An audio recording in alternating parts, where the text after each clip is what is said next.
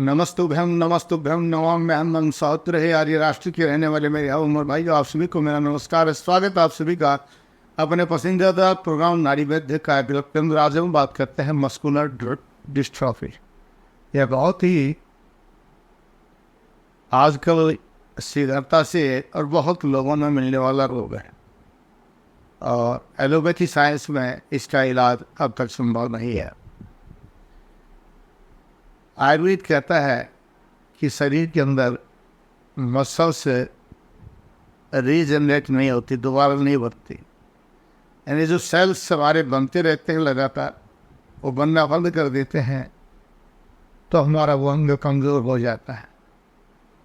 इसमें अक्सर छोटे बच्चों को यानी छोटी अवस्था में ज़्यादा होता है और बच्चे पहले जो है मस्कुलर डिस्ट्रोफी में जो लक्षण आते हैं वो ये होता है कि बच्चों की पिंडियाँ मोटी हो टाइट हो जाती, पिंडलियाँ, फिर धीरे धीरे उनसे खड़ा होना या चलना बंद हो जाता है।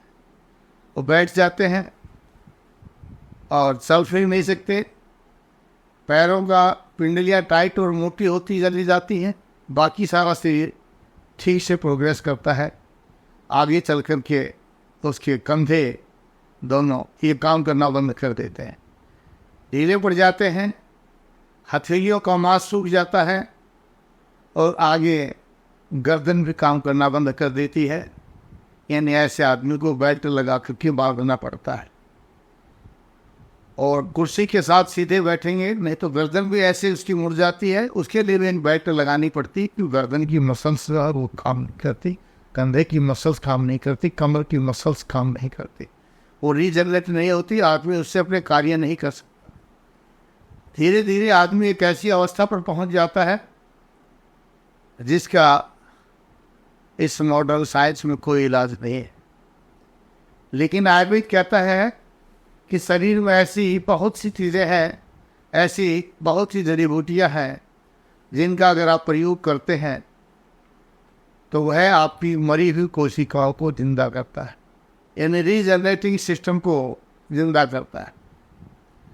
और उसमें एक नाम है पुनर्नवा।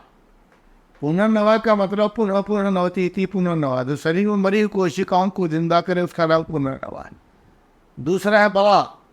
बला एक ऐसी चीज़ है जो शरीर के अंदर ताकत देता है, इम्यूनिटी पावर पैदा करता है, शरीर के अंदर एनर्जी देता है, यानी हमारी कोशिकाओं को डेड नहीं होने देता।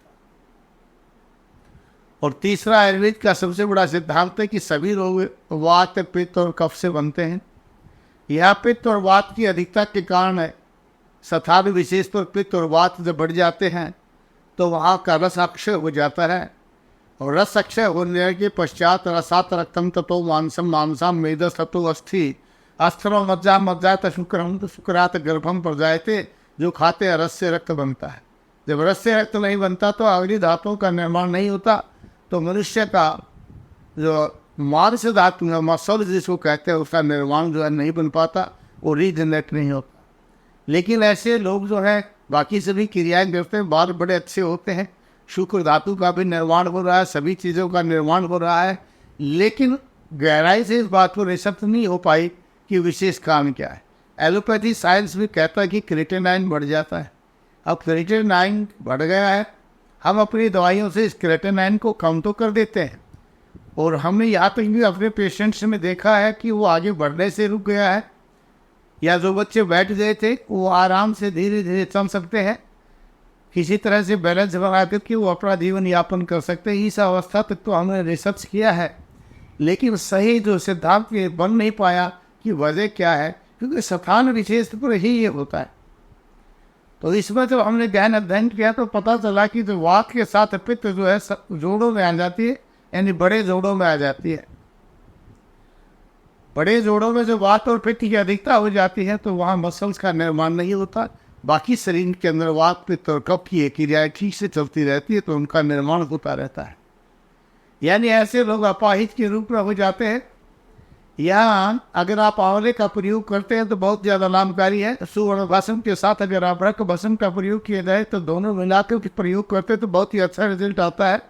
और साथ में इसके साथ पुनर्नवा का प्रयोग कराइए और पुनर्नवा के साथ अगर आप अश्वगंधा का प्रयोग कीजिए या अश्वगंधा चूर्ण ले लीजिए। ये दोनों ही मसल्स को काम करते हैं, ये दोनों ही मसल्स को रीजनरेट करते हैं और पुनः आपके लीवर को ठीक करती हुई शरीर के अंदर अवलंबक कफ को पैदा करती है और ये अवलंबक कफ ही धातुओं का मसल्स का निर्माण करती है। और जब ये निर्माण हो जाता है तो रीजनरेशन की सिस्टम ठीक हो जाता है। आप इसका प्रयोग कर सकते हैं। नहीं तो अधिक जानकारी के लिए टीवी स्क्रीन के नीचे जो आप नंबर देख रहे हैं किसी भी नंबर पर फ़ोन कर लीजिए, अपॉइंटमेंट लीजिए, मैं आपसे फ़ोन पर बात करूँगा। आपके रोग का सही कारण जान करके अन्य सभी चीज़ें ठीक हो जाएंगी। लेकिन मस्कुलर डिस्ट्रोफी में कितने दिन में आराम पड़ता है ये आप 15 दिन की या महीने की दवाई खाते ही पता चलेगा। अगर आपका क्रिएटिनिन बढ़ा हुआ तो उसमें बहुत ही जल्दी आपको रिलीफ मिलेगा। आपका आयरन की कम होता जा रहा है, ठीक होता जा रहा है। लेकिन आपकी मसल्स कब रीजनरेट कर रही है उसमें समय लगेगा, देखने के बाद ही पता चलेगा या औषध का प्रयोग करने के बाद ही पता चलता है। दक्षामी पुनर्मिलना जा रहा हूँ दोबारा मिलने के लिए इन्हीं भाव के साथ कि आप स्वस्थ रहें, अपने परिवारजनों को स्वस्थ रखें, भारतवर्ष को स्वस्थ रखें। जय भारत, से भारती।